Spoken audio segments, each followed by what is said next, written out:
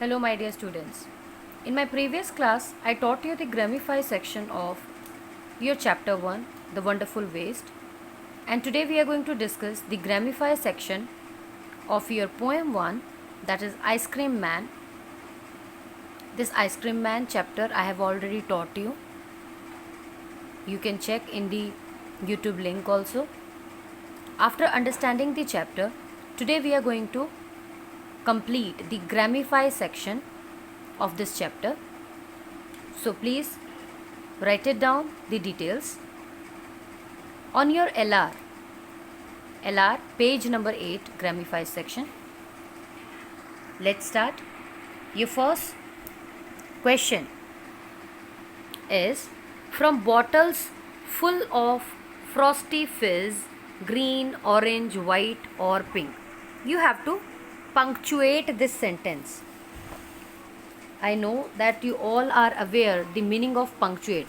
Punctuate means commas, full stop, question mark, exclamation sign.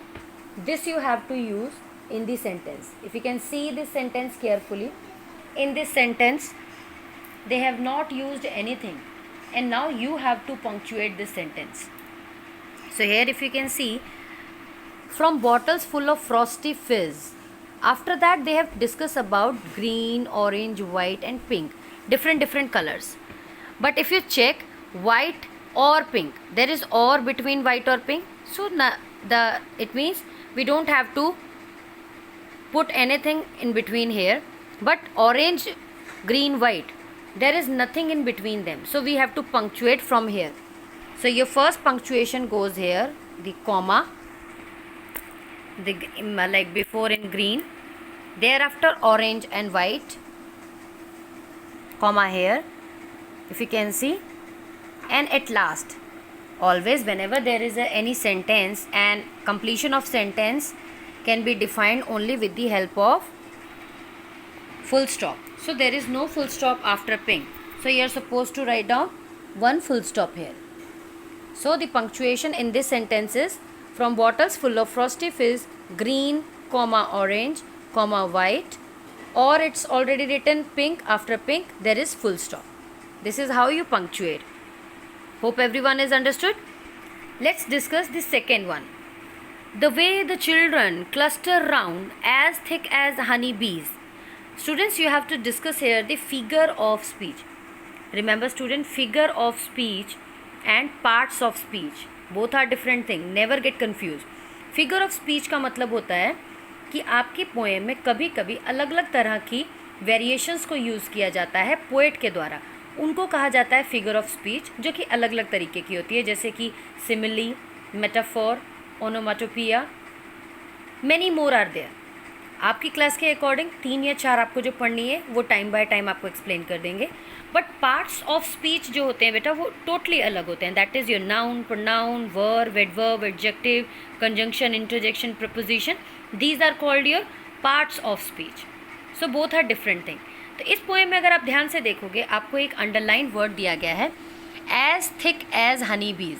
यानी बच्चे जो थे वो आइसक्रीम मैन के काट के आसपास ऐसे इकट्ठे हो गए थे झुंड बना के कि वो लोग एज थिक का मतलब होता है घना, खूब मोटा. तो वो लोग ऐसे इकट्ठे हो गए थे जैसे कि मधुमक्खियाँ अपने छत्ते के आसपास इकट्ठी हो जाती हैं. सो अगर किसी भी पोएम में किसी चीज़ का कंपैरिजन किया जाता है, यहाँ पे किसका कंपैरिजन किया जा रहा है? चिल्ड्रन. इस चीज़ का कंपैरिजन किया जा रहा है with the as thick as honey bees, कि बच्चे कैसे खड़े थे जैसे कि मधुमक्खी के छत्ते के अगल बगल एक मोटा झुंड इकट्ठा हो गया हो, ऐसा यूज़ किया जा रहा है. अगर आपका कंपैरिजन, आपकी पोएम की किसी भी लाइन में कोई कंपैरिजन किया जाता है by using the word as और लाइक, एज वर्ड या फिर लाइक वर्ड की हेल्प से अगर कभी भी कोई भी कंपैरिजन किया जाता है, at that time we must say कि उसमें एक फिगर ऑफ स्पीच यूज़ हुई है. और अगर हम यहाँ पे कहें कि कौन सी फिगर ऑफ स्पीच यूज़ हुई है, तो आप कह सकते हैं that is your simile. We call it simile. तो यहाँ पे आपकी कौन सी फिगर ऑफ स्पीच यूज़ हुई है स्टूडेंट्स? सिमिली. ये टाइम बाय टाइम आपको मैं बताती जाऊंगी कि और कौन सी फिगर ऑफ स्पीच होती हैं। बट अगर आपकी पोएम की किसी भी लाइन में एज वर्ड या फिर लाइक वर्ड से किसी भी तरह का कंपैरिजन किया जाए, हम उसे कहते हैं कि वहाँ पे simile figure of speech used हुई है। I believe this is clear to everyone. Okay, let's move forward for the third sentence. In your third sentence, it's written, to see him fill the cones with mounds of cooling brown and white. किसको देख रहे हैं यहाँ पे बच्चे? अब ice cream man वाले को। वो क्या करता है, जब वो कोन्स को अलग अलग कलर से भरता है, ब्राउन यानी चॉकलेट, वाइट यानी वनीला और चॉकलेट फ्लेवर से जब वो आइसक्रीम के कोन्स को भरता है, और तो वो उसके ऊपर क्या बनाता है, विद माउंट्स आपको पहले भी बेटा मैंने वर्ड मीनिंग में समझाया था। इट मीन्स कि जो ऊंचे ऊंचे पहाड़ बनाए जाते हैं, जो ऊपर को उठा हुआ कोन शेप में हो जाता है, वी कॉल इट माउंट। तो अगर आप सब लोगों ने वर्ड मीनिंग याद किए थे, you are already aware that mount word का सिनोनिम यानी उसका मीनिंग होता है हीप। तो आपको इस सेंटेंस में कुछ नहीं करना था, आपको सिर्फ माउंट वर्ड को रिप्लेस करना है उसके सिनोनिम से, यानी उसके समान अर्थी एक शब्द से रिप्लेस करके फिर से सारा सेंटेंस दोबारा लिख देना है। तो आपका सेंटेंस क्या बन जाएगा, to see him fill the cones with heap of cooling brown and white.